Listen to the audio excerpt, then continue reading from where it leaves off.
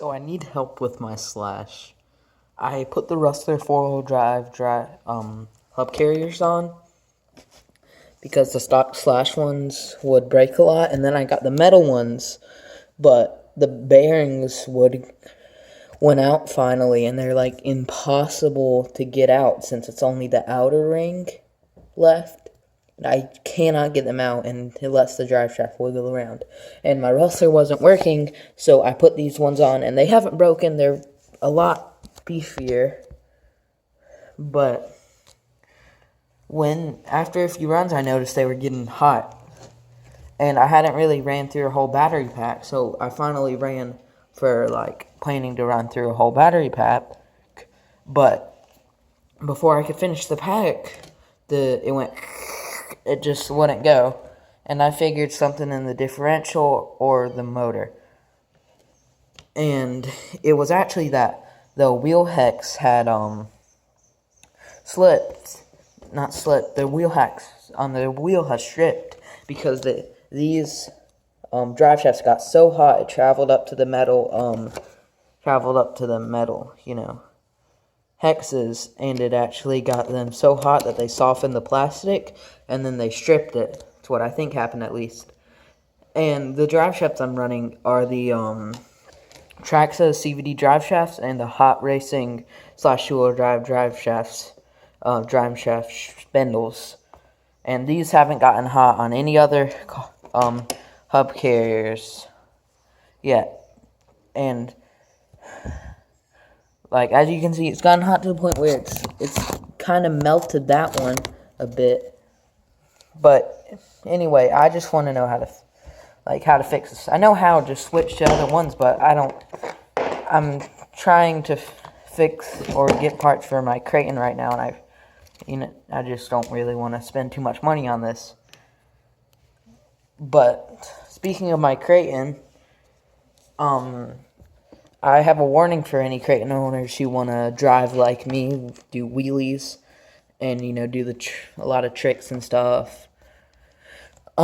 Watch out for your front and rear differential bearings that hold it in, because they actually get pinched in between the differential cover and the diff case and the transmission case, and that's what's holding it in place. But if it strips out, for me, only the inner ring was left, and it let the differential slide away from the pinion gear, and it let it just barely scrape it. And I thought I had stripped it out, but I didn't. And when I figured out what was wrong, it's a miracle that I didn't strip it out, because it had contact with the pinion, but it didn't have good contact. So it's good I didn't strip that out. So just watch out for that.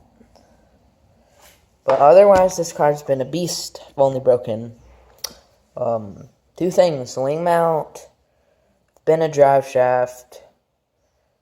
I've bent the shock tower, but I just supported the shock tower. The drive shaft was because the suspension arm broke, and it caused no suspension on that side, and it overextended. And I've broken a hub carrier, but that's just because I smashed it on a rock off of a 13-foot jump. So, and that's all. And it handles great, and I'm putting trenchers on it. So, this is my favorite RC right now. I also haven't really talked about how I actually mounted the Notorious body. All you have to do is trim a lot out of the back of the Notorious body. I did a pretty sloppy job, but you can do better if you want. Trim a lot out of there. Or you could just get bigger. Okay, sorry. What I was saying was, I got interrupted.